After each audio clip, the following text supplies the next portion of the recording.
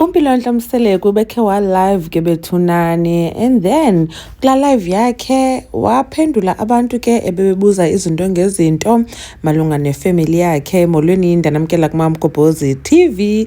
Izolo bethunani bekuyizolwa kuyilonto kuviyelwa Umpilo Mseleko wathi graduate from university, and then ke abantu abaninzi ke ku comment section bebusy besithi yo uSne uzaba nomona, bethetha into ezinjalo kuba ke beyazi uba uSne wakhe wathetha ngompilo kwi-reality TV show na kwi-podcast lewe kuyo wathi umpilo wayeqhela ukuya kuye phaa kwabeMzumbe, umpilo aske azimamele umculo kwi-earphones or something angamoyi, so wayeka ke uyombona. And then nakwizingane zesithembu ke wathetha into ngathi like umpilo uziphakamisile nguBeyonce. So nakule live ke abantu bayibambuza umpilo ba injani i-relationship yakhe kunye noSne, bambuza ngoMangwabe, bambuza ngezingane zesithembu season 3. Nanko ke umpilo esithi qabaqaba ukuphendula abantu. How are you guys? Empilweni, in life, in the world, in the earth.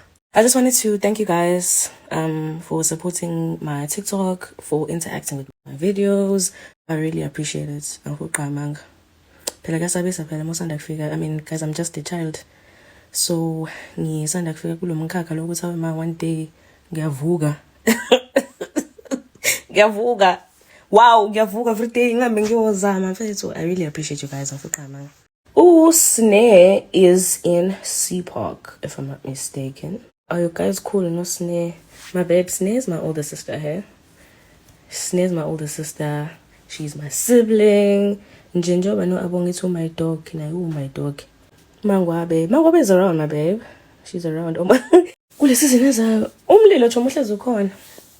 Phela nokuthi umlilo oyi perspective. Phela again big brother uphela. Big brother yi guaranteed ngithi umlilo manje kwenzakala nobe lwaqhamuka.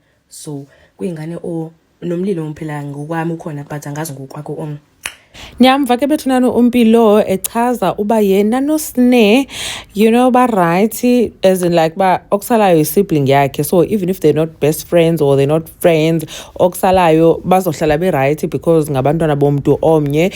uAbongwe bengile naye phakula live wathi echaza ke uEnhle uba umpilo uAbongwe yayingumuntu wokuqala ukuthi congratulations kuye ngokuya wayefumene la msebenzi oba intern pha Omota. So wathi uAbongwe is my dog, so hence esithi ke noSne ngumntana kwabo isibling yakhe, so naye ke uyidog yakhe. Understand most noba ke abazo best friends but ke ba right.